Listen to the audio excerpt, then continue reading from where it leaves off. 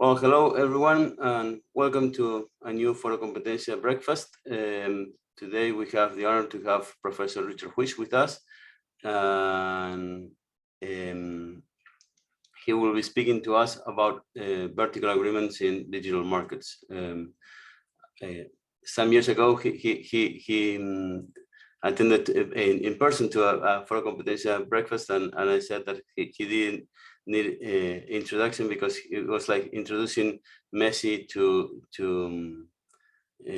people, and he said, "Who's Messi?" Now I think that if 5 years ago there was no need for introduction, much less now. So, well, Richard, I'll connect the PowerPoint.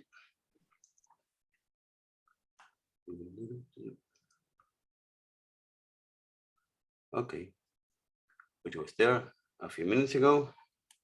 1 second.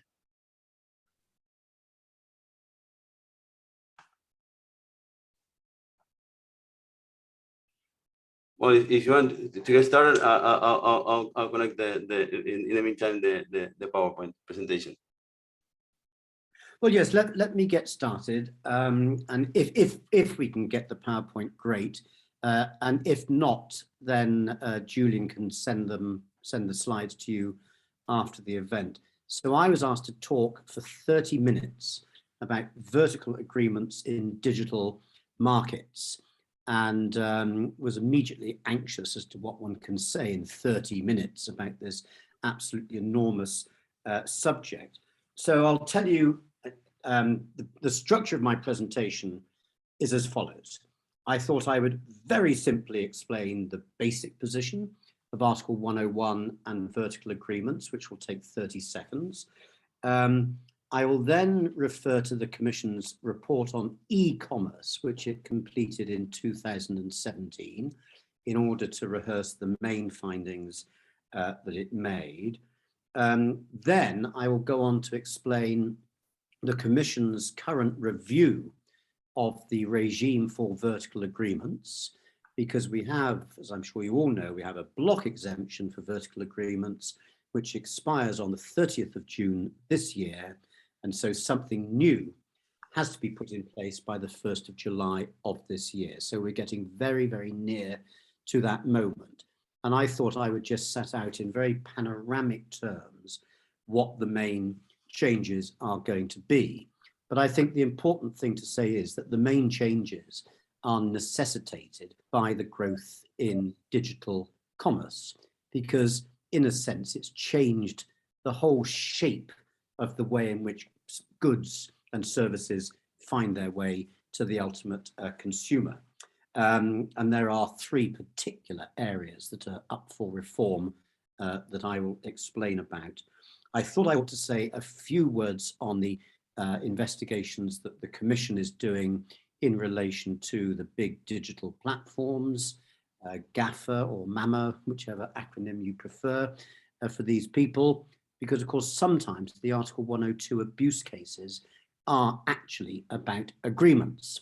So agreements come up for scrutiny not only under 101, but also under 102.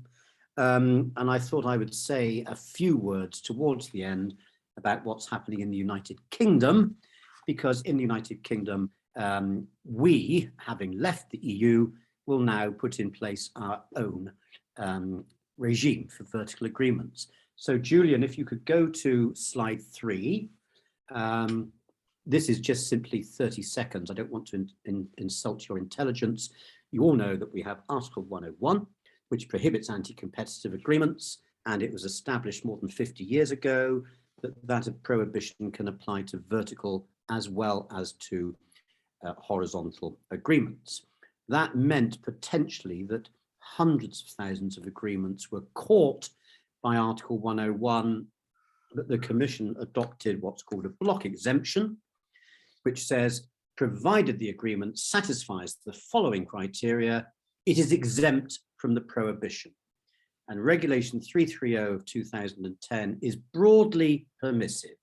Basically, it exempts all vertical agreements, provided that the party's market share is below 30%, and provided that they do not include a very limited number of restrictions, often referred to as hardcore restrictions. If you have a hardcore restriction, then the agreement is not block exempted. It requires individual scrutiny. And the most important hardcore restrictions are resale price maintenance and restrictions on cross-border trade, or more specifically, certain types of restrictions on cross-border trade, in particular restrictions of passive sales, where somebody comes from France to Germany unsolicited to ask for products. So that's the broad picture of Article 101 and vertical agreements.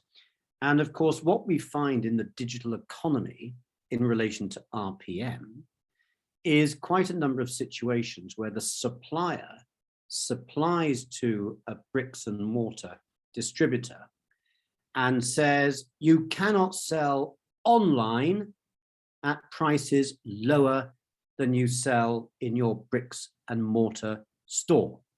So we get a particular type of RPM, the restriction on online price cutting.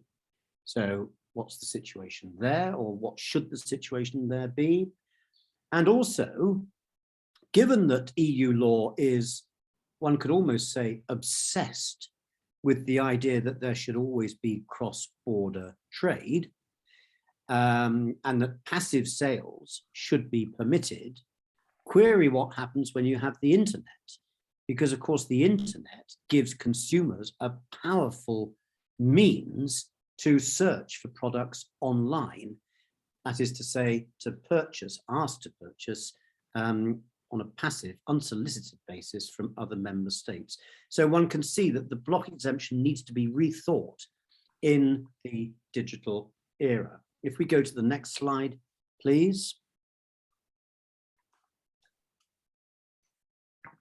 Thank you. Now, the Commission was aware that the rise of the digital economy meant that the patterns of selling goods and services was changing.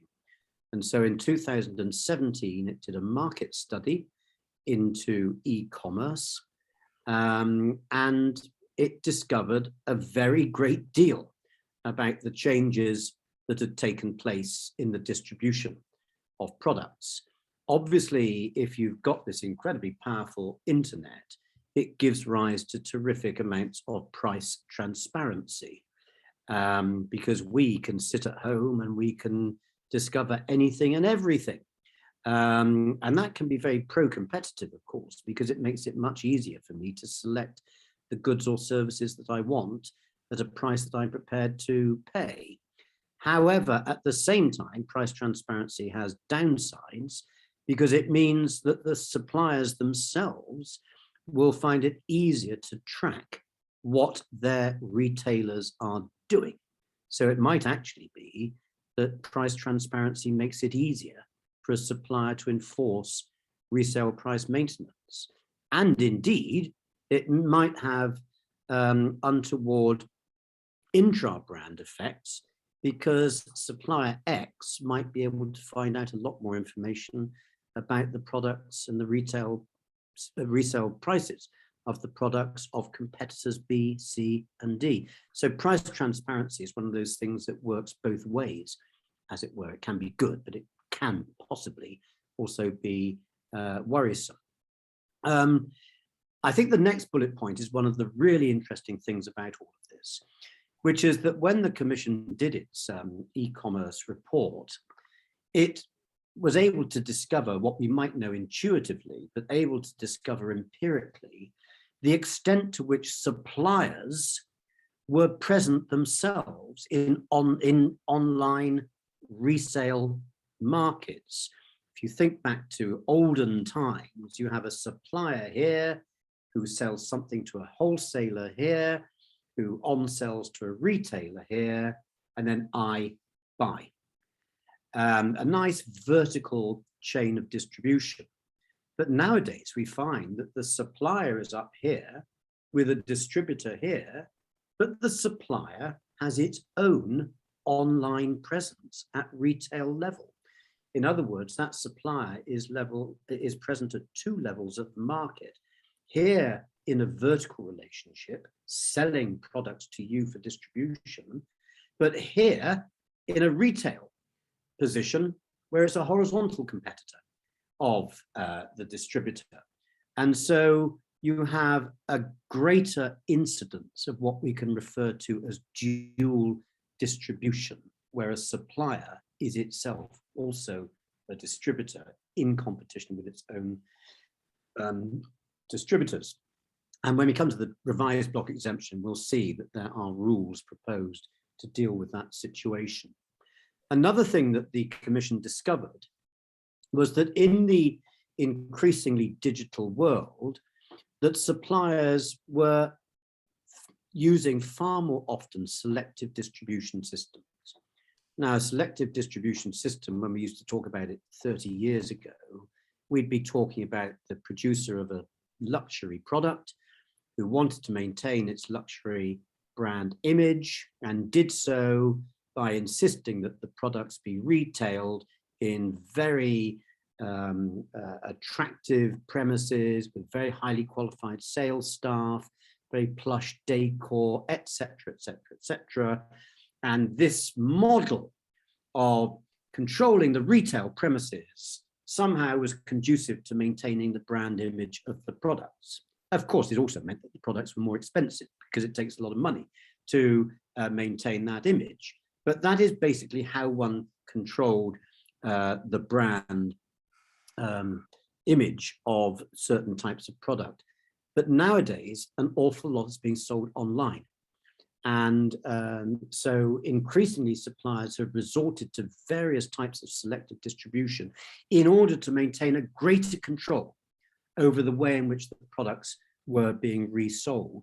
And in particular, sometimes by trying to eliminate digital platforms such as maybe Amazon or eBay, who might tarnish the image of the product as it would have been sold historically. So there's an issue.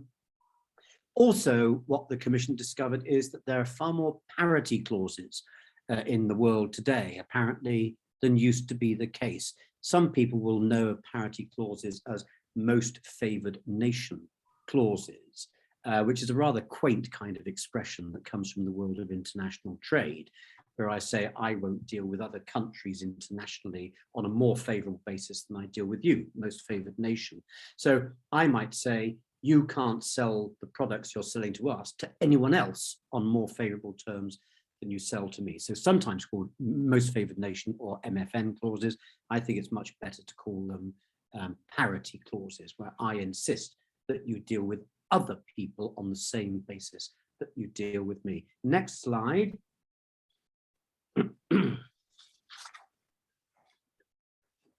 So after the Commission did that e-commerce report, it discovered that there were a lot of vertical restrictions out there that actually violated Article 101. I think it probably discovered there were more vertical restrictions, including in the digital space, than it had realized. And so what it did was to conduct a series of cases. I name 5 of them there. There are others as well, in which various online vertical restrictions were condemned, sometimes fined, sometimes changed on the basis of commitments. Because time is running on, I'm not going to go into the detail of those cases, but they're there if this interests you and if you weren't aware of them and you want to look at them afterwards. Next slide. All the ones on page 5 were online territorial restrictions. The Commission also discovered that there were resale price maintenance online restrictions, where I say to my distributors, you cannot resell the products online at lower prices than you sell them in the bricks and mortar environment. And there are several cases on that, 5 that I itemized there. There are also a couple of important judgments of the Court of Justice that got referred to it in one case by a French court, Pierre Fabre, and in the other case by a German court, Coty. And what happened here was, this is in the world of selective distribution, where I, Pierre Fabre, or Coty, I'm trying to protect the brand image of my product. And in Pierre Fabre, I don't want any online sales at all. So I say to my distributors, you cannot sell online, period. Well, that was held to be an outright, a hardcore, that should say outright ban, not outline ban. An outright ban on online sales was regarded as hardcore and therefore not block exempted. Because, of course, online sales are a way of selling cross-border. Or to put it another way, I, as a consumer, can find products I want in another territory and passively ask for them. So Pierre Fabre treated an outright ban on internet sales as very serious. In Coty, I say to my bricks and mortar dealers, you can sell online from your own portal, but you can't sell online through eBay and Amazon and other platforms, because of course then I lose control over the image of the product. I can't tell eBay how to package, how to present, how to provide information about my sales. So the ban on third-party marketplaces was tolerated in Coty, but the outright ban on online sales was not tolerated in Pierre Fabre. If we go to the next slide, very quickly, the commission knew it had to conduct a review of the verticals regime, and so it initiated this in 2020, and I detailed there the various steps that it then took. Very wide-ranging consultation, very productive, a lot of very intelligent contributions, vast amount of information online, major seminars held in Brussels and elsewhere, leading to the next slide, which is the actual proposals. And so I'm going to tell you about the most important proposals that the Commission is now dealing with. As I said, it discovers that there's lots of different things in the digital world than if you go back 30, 40 years to the nice, simple old vertical supply chain, supplier, wholesaler, retailer, customer. In particular, the phenomenon of dual distribution, which is going to be dealt with differently. Parity clauses will be dealt with differently. Active sales, marginal changes there, not terribly important. I'll explain very briefly what they are. And a few points, particularly about online restrictions and the way in which the vertical guidelines that accompany the block exemption are written. And what the Commission said is, we find cases of false positives and we find cases of false negatives.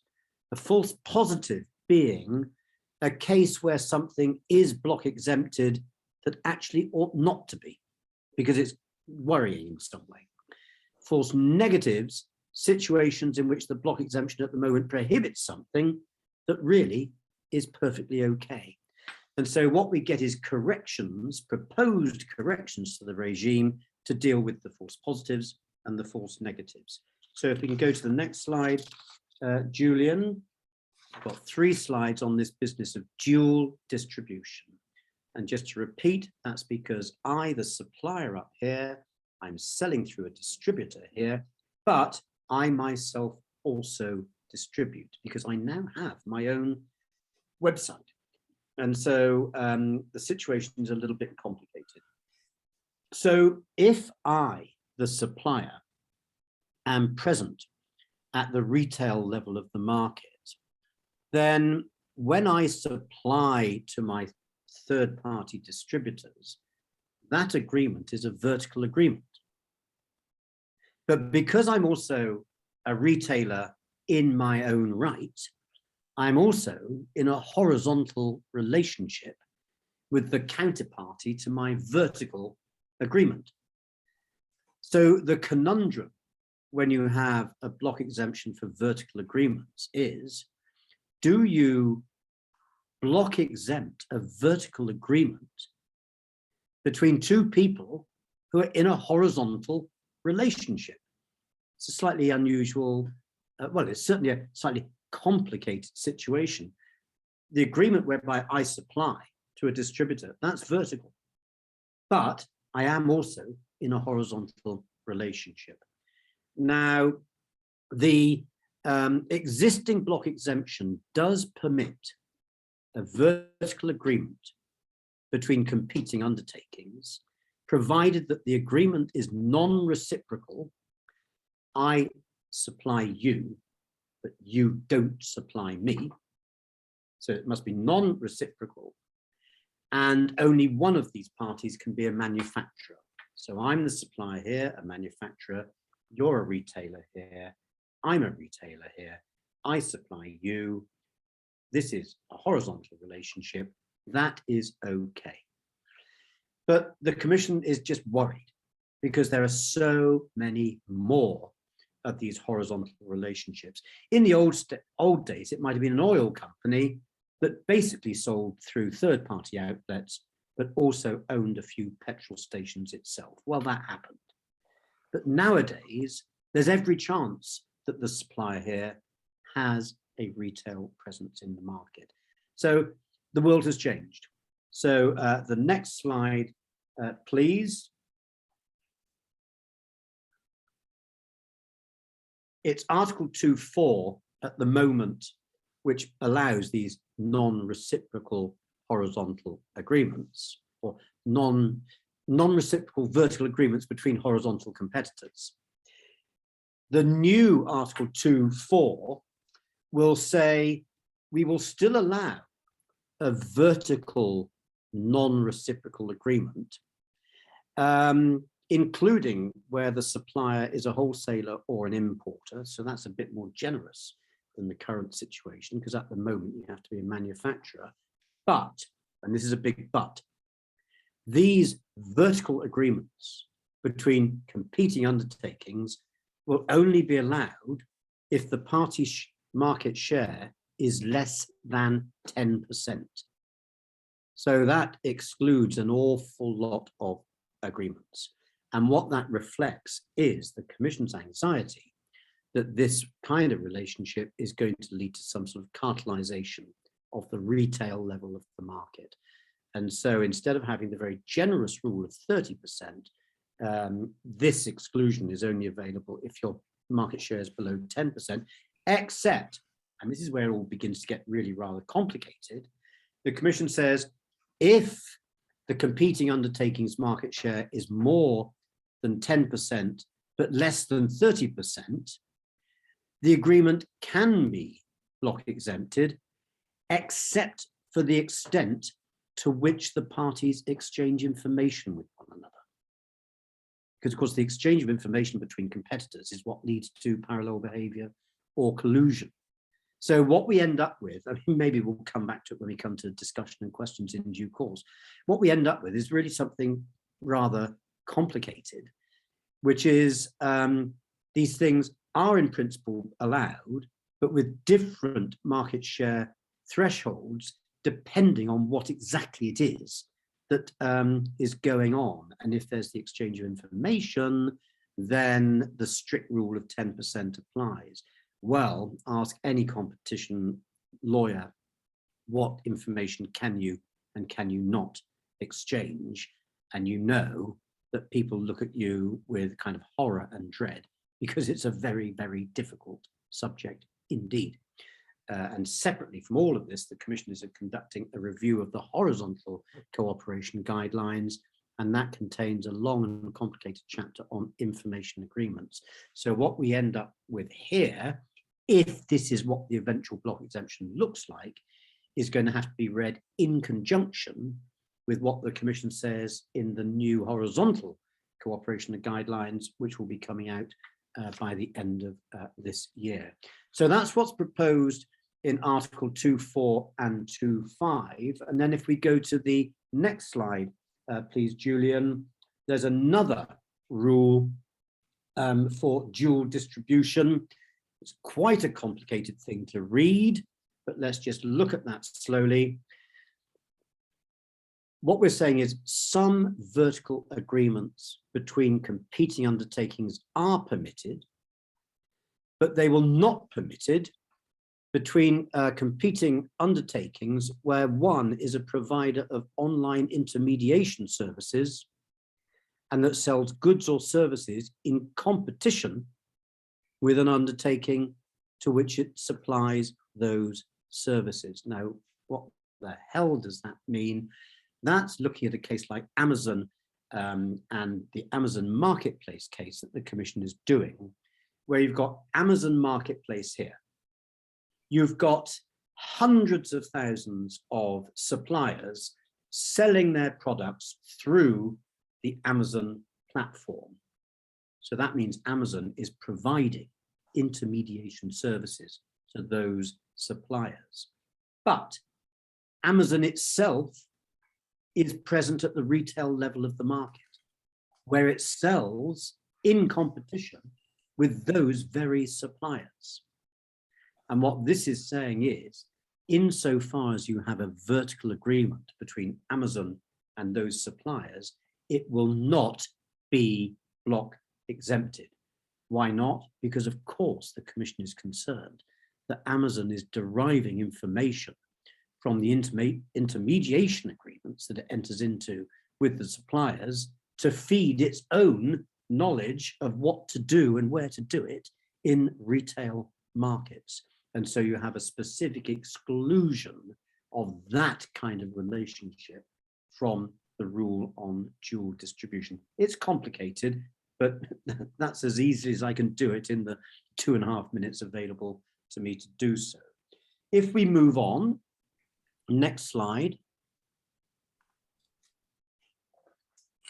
Parity clauses. So this is the old-fashioned most favored nation clause, where I say to you, you must not supply goods or services to somebody else on more favorable terms than you supply to me. And over 50 years of EU law, there have been cases from time to time in which the Commission has looked at these parity clauses.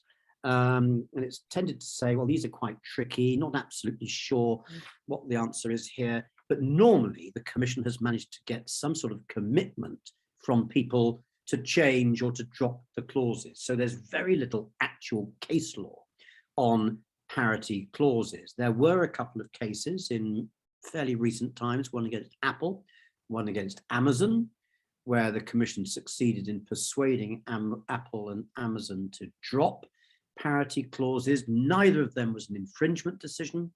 There are both cases where there was an investigation and Apple and Amazon, grudgingly, I suspect, say, okay, we'll drop the clauses and we will commit not to reintroduce them, and then the world moves on. Also, I'm sure you'll all know, lots of cases in the hotel booking sector. I understand that you may be looking at these kind of things in relation to fast food delivery in various South American countries. We can come back to that if you like in due course. Anyway, what I'm saying is that, yes, there have been investigations of parity clauses. No, there have not been many actual decisions, but undoubtedly there are far more of them than there used to be. And I think the explanation for that is the rise of the digital platforms, because of course the digital platforms are the people with the power very often. Very difficult to argue that Amazon doesn't have market power. And so they're in a position then to impose these terms on the suppliers, and this may have an effect on other platforms. In other words, the parity clause can have the effect of restricting inter-platform competition, and it can have various other, there are various other theories of harm associated with these kind of clauses. So if we go on to the next slide, the interesting thing is, historically, under the existing block exemption, a parity clause is block exempted, period. As long as you're below 30% market share, a parity clause is a block exempted clause. And that's because under the vertical regime, all vertical agreements are block exempted unless they're not. And they're not if there's RPM, and they're not if there are certain territorial sales restrictions, but there's nothing in the existing block exemption about parity clauses. Therefore, they are block exempted. And what the Commission has said is, well, look, now that we've looked at all of this stuff, we can see that these clauses can be problematical. That's not to say that they're bad, but they can be problematical.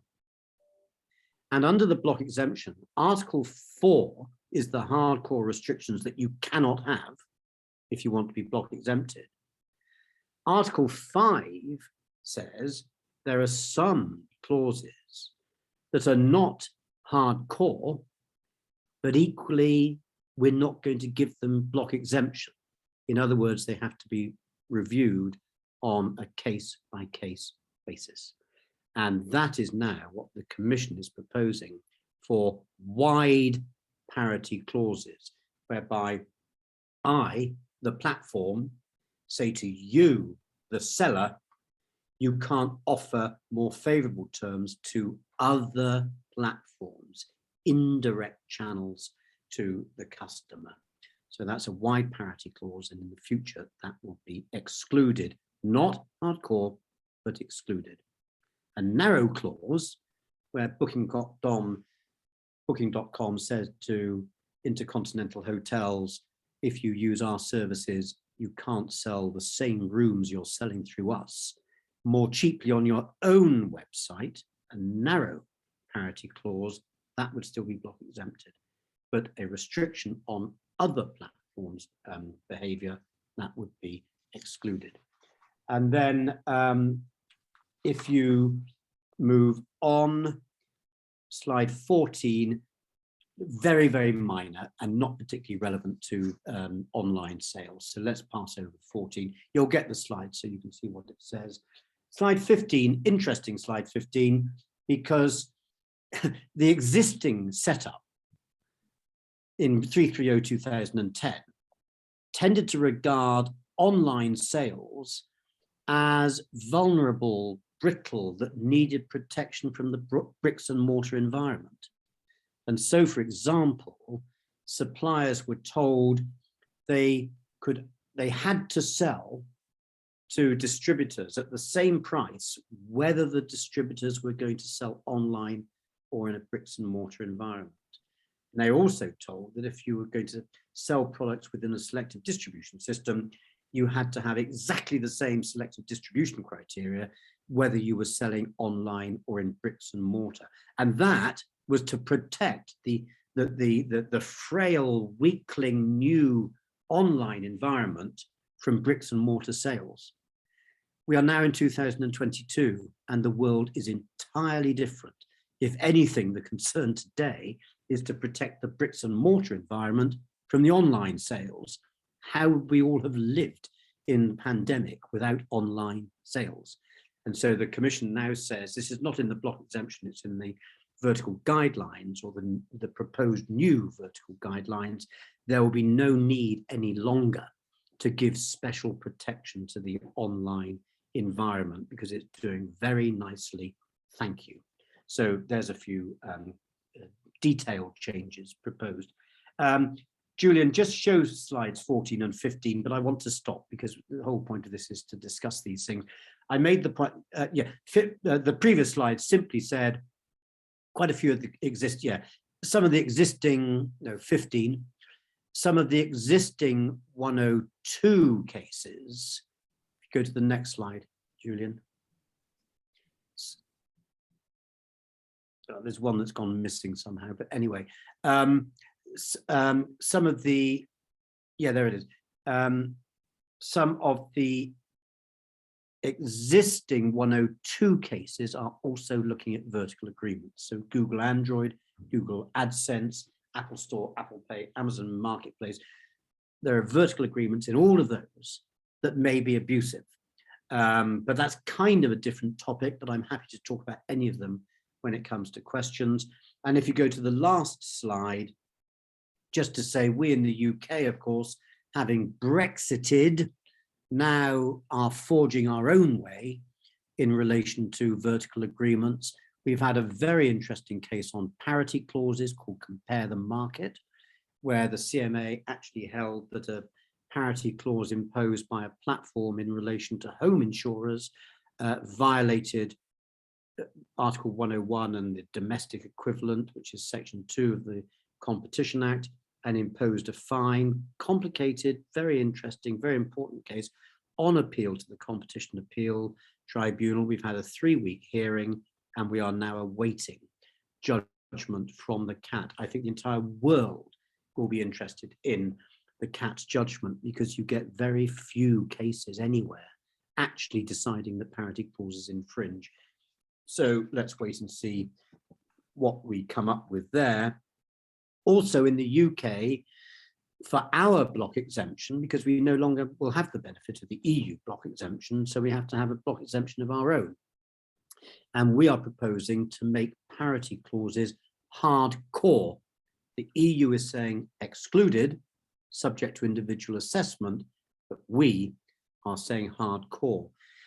So there, the UK is going to take a stricter line than the EU. I think many people thought that post-Brexit, the UK might become more liberal or less interventionist than the EU, but on parity clauses, we are proposing to be more interventionist.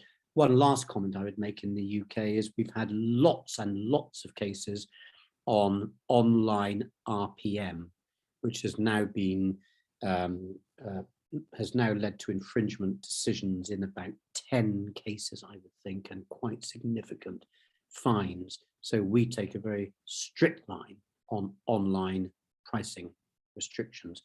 I will finish there. That was 35 minutes rather than 30, so forgive me for that. But very happy to take questions and hear comments.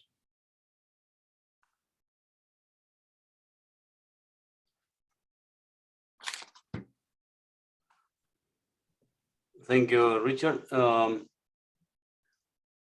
anyone have any question or comments? Raise.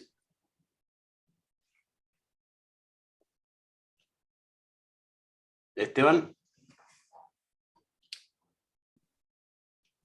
Gracias. Thank you, Richard. Very interesting. There are a lot to comment, maybe. But a first question that came to me is, how do you reconcile this analysis of vertical block exemptions and the new proposed and almost approved Digital Markets Act that considers some conducts as regulated or forbidden by the law? Maybe another issue to consider in this analysis is something that you mentioned about marketplaces or Amazon case that maybe give rise to a new or reformulated theory of harm about the use of information of third-party sellers and the possible anti-competitive results or not. Because it is one of the exempted or not one of the conduct for I understand the vertical block exemption do not apply. Yeah, well, look, on the Digital Markets Act first, this is, of course, totally fascinating. I'm sure most of you know what this is all about. That you have some very powerful digital platforms, and it goes without saying that GAFA would be included in that description. And the Commission has been bringing Article 102 cases against them and saying that Google is self-preferencing and Amazon is using information that it derives from other commercial relationships, and these are abuses.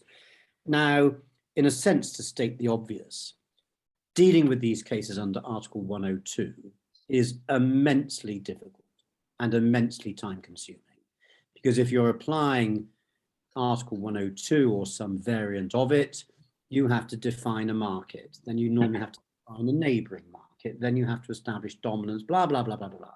And this is kind of 2 years of work in itself sometimes. It's immensely difficult, and you've got lots of different economics consultancies proposing different models of the market, etc.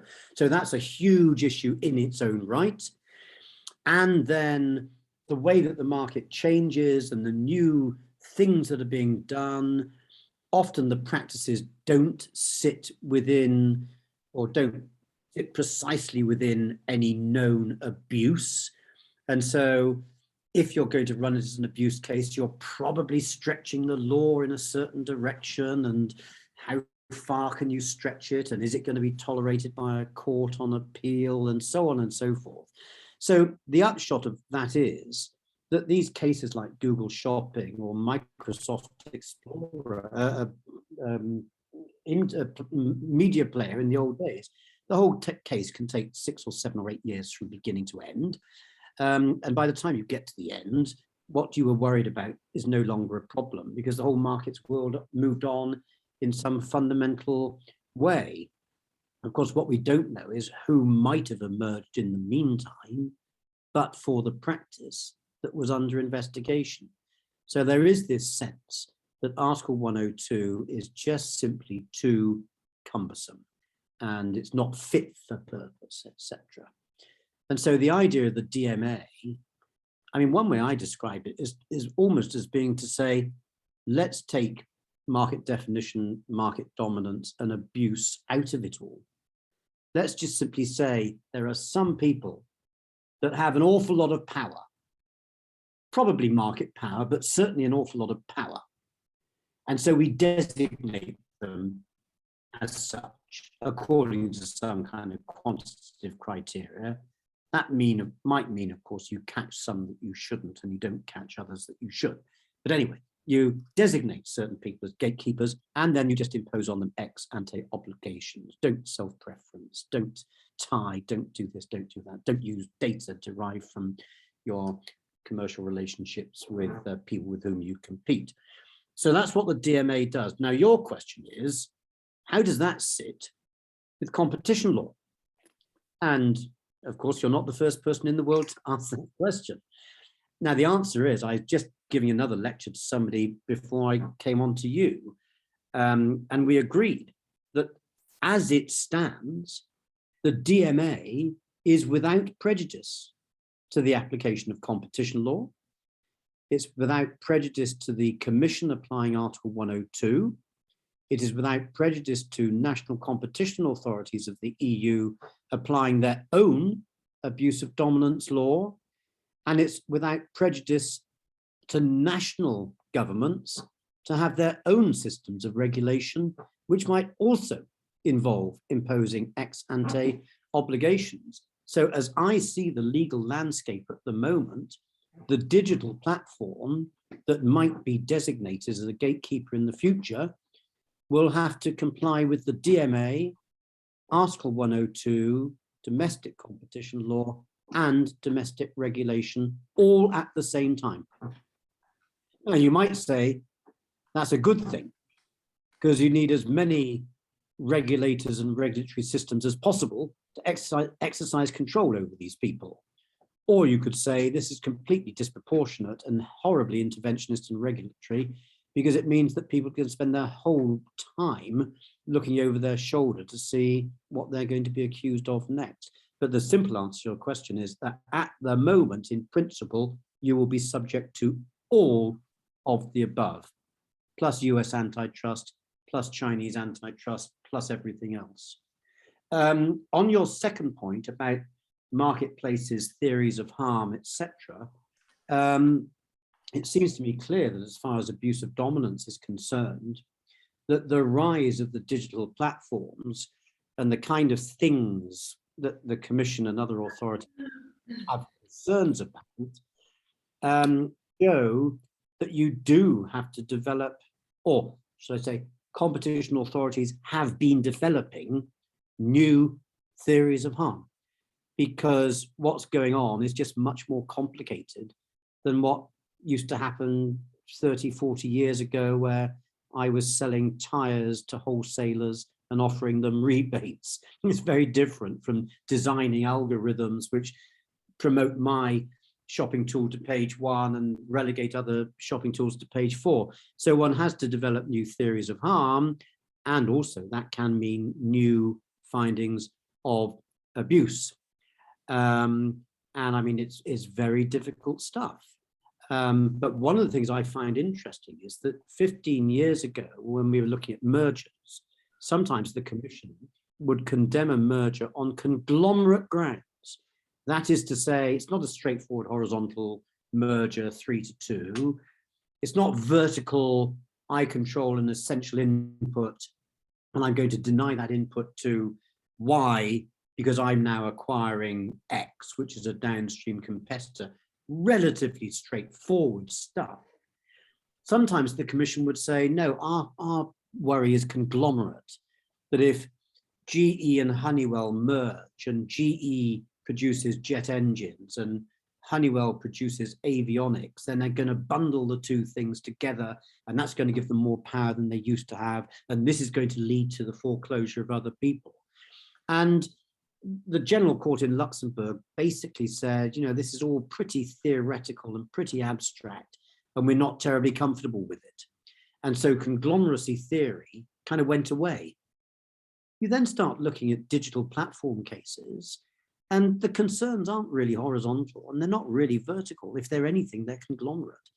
And so something that kind of got put on the back burner 10 years ago has all come back up to the surface when you've got cases in 2022, which confirms one of my theories in life, that there's never anything new in the world. It's just that certain things more or less important at different points in time. But I hope that addresses the questions. Patricia, you. Thank you. Thank you, Patricio. Thank you, Professor Whish, for such an enlightening presentation. And going back to the changes to the dual distribution block exemption, would the restrictions of the revised block exemption apply to a franchise system that allows brick and mortar and online sales to the franchisees, and where the franchisor is also present at both retail outlets? Yes. I tell you why I say that so simply and straightforwardly, which is that the block exemption applies to all vertical agreements, and your franchise agreement would be a vertical. Well, your franchise agreement is probably a vertical agreement, assuming it complies with the definition of a vertical agreement. I say that because, of course, some franchises might be called franchises, but really they're intellectual property licenses and nothing else whatsoever. But as long as it is a vertical agreement as defined, the fact that it's a franchise vertical agreement doesn't make any difference. Okay, thank you. Carlos? Thank you, Julian.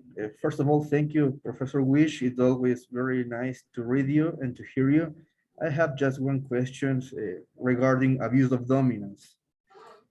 Since RPM clauses are vertical restrictions, and all vertical restrictions have allegedly pro-competitive effects, how the CMA or the Commission could assess the pro-competitive effects versus the anti-competitive effects of those clauses?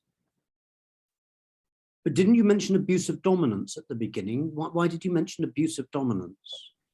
Well, in a resale price maintenance in the context of abuse of dominance, since the Commission has to prove the pro-competitive effects or has to assess the pro-competitive versus the anti-competitive effects, how the Commission or the CMA could manage such endeavor?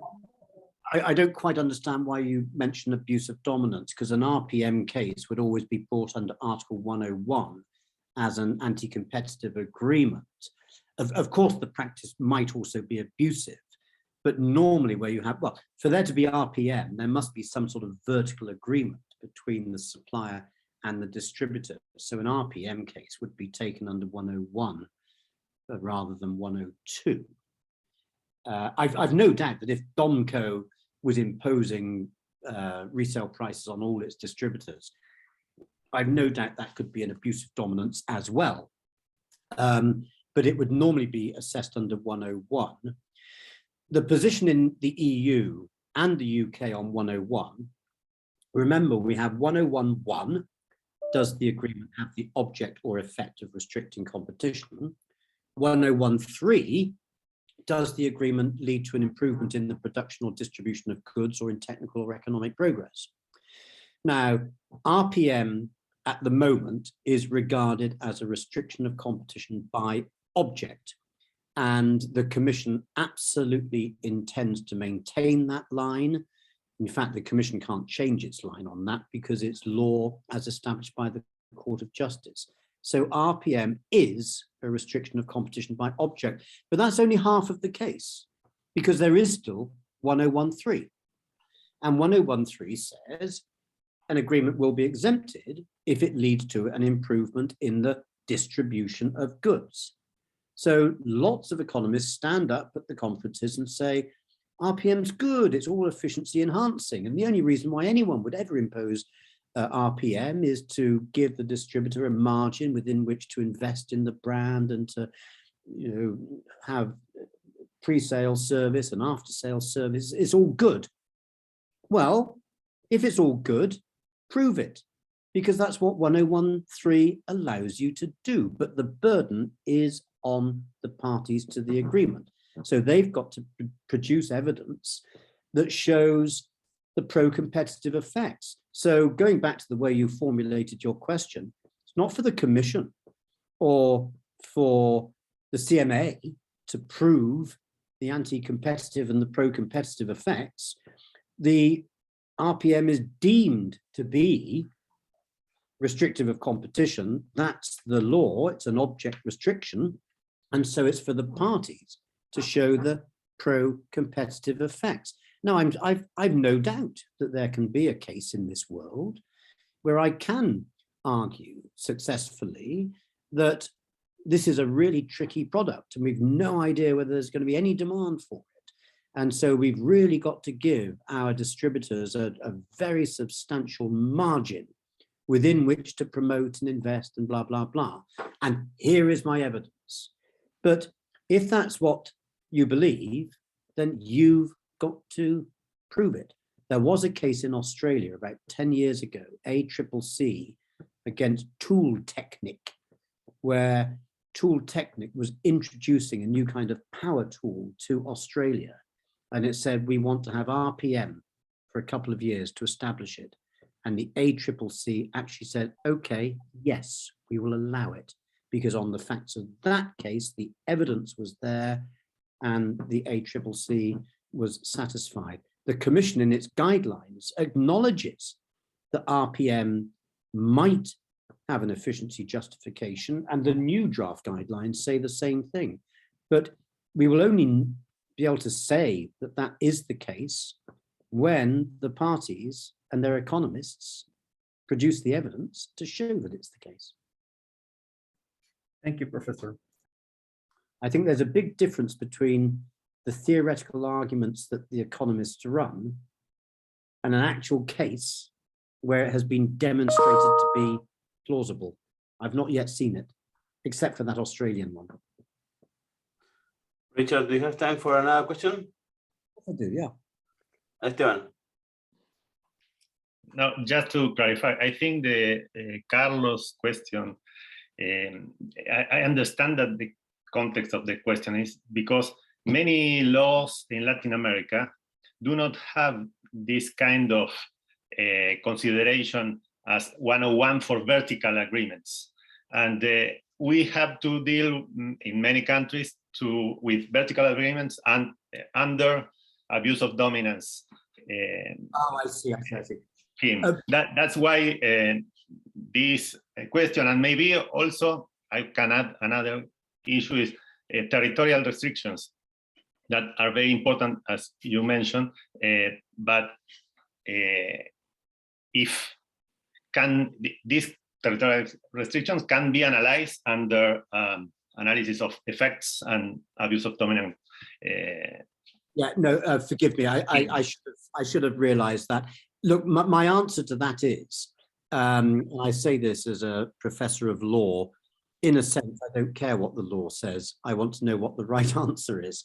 I always think, I was saying this in Greece actually the other day to the Greek Competition Authority, my starting point in any case, is to say, is there something here that looks bad?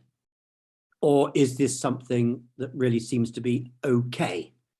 Because what we really want to come to is the right solution. Is this good or bad conduct? That's the most important thing.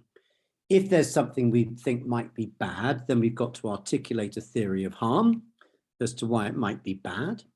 And I think both sides, the authority are allowed to run their case, and I think the defendant should be allowed to run their case.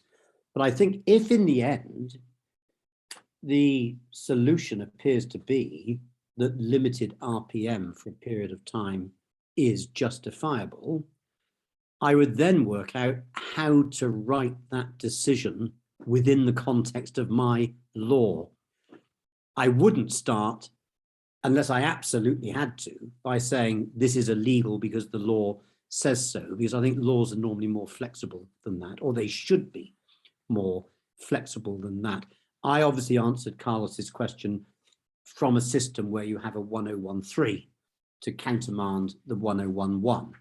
But Section 1 of the Sherman Act doesn't have a Section 1, paragraph 3, but it does have a rule of reason, except for the per se illegalities. And I hate per se illegalities if it means that perversely you can't run decent efficiency defenses to what would otherwise be unlawful. Richard, Daniel has a last question. Daniel?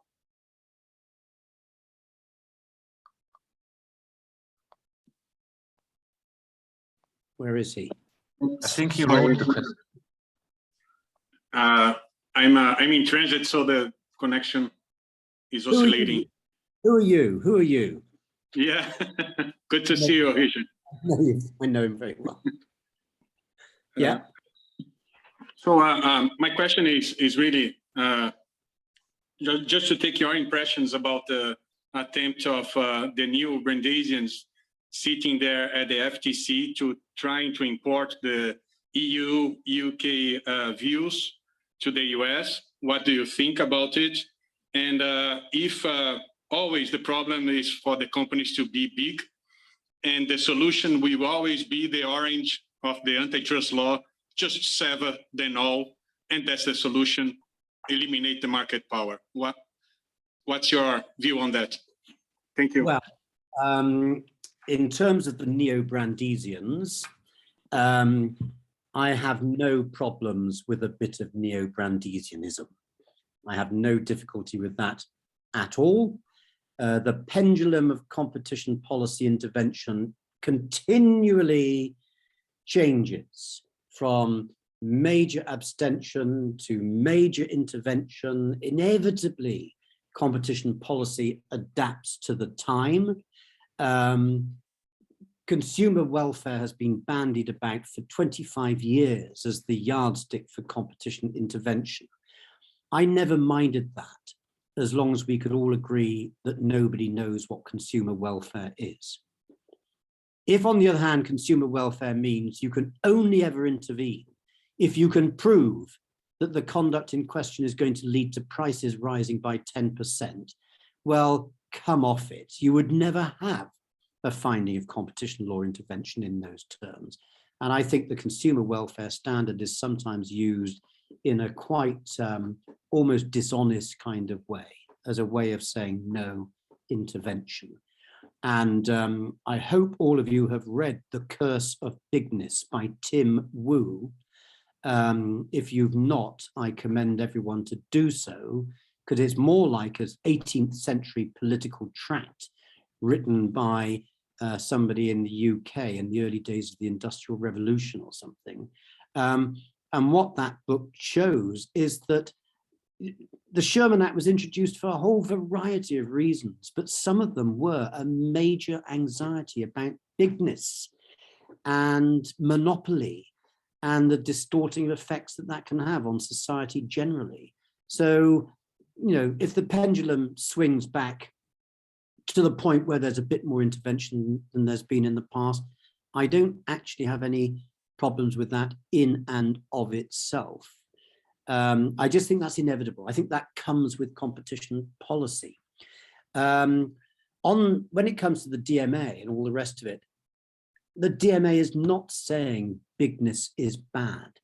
It really is not saying that. There's lots of big people in this world, and they won't be under the control of the DMA.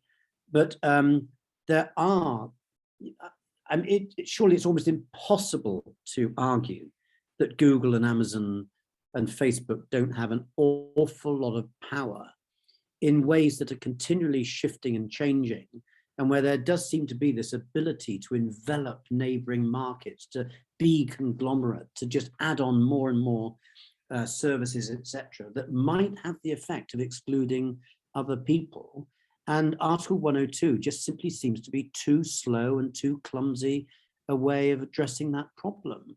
And if you are designated, you're designated for a period of time. You can always ask for a review of your designation. I mean, we've got to wait and see how it goes, but it's not saying that bigness is bad, but it is saying that in a certain sector with certain types of intermediation service, etc., there is a problem that Article 102 just doesn't seem to be suitable for dealing with. So I'm, what shall I say, reasonably relaxed, I think I would say.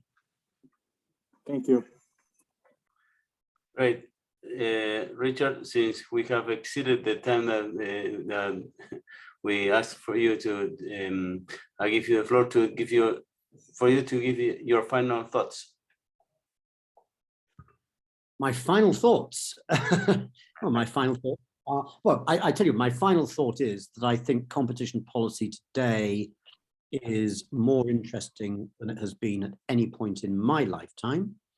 And I think that it's more important, probably, than at any time since the Sherman Act was adopted in 1890 and the 1912 general election in the United States was fought on the basis of antitrust.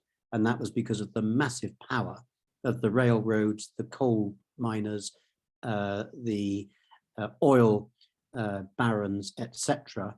Something had to be done. And I think that today, I think we have a problem, and I don't think that competition law in and of itself is capable of addressing the problem. So every day is a fascinating new dawn. Great. Well, thank you very, very much. It has been a pleasure, and we hope to see you again soon. In Argentina. In Argentina. In Argentina. For all of you, the next breakfast will be on May 26th, and the speaker will be Mariana Tavares on compliance programs. So I look forward to see you then. Thank you very much. Okay, bye-bye, everyone. Bye. Good. Bye-bye. Thank you.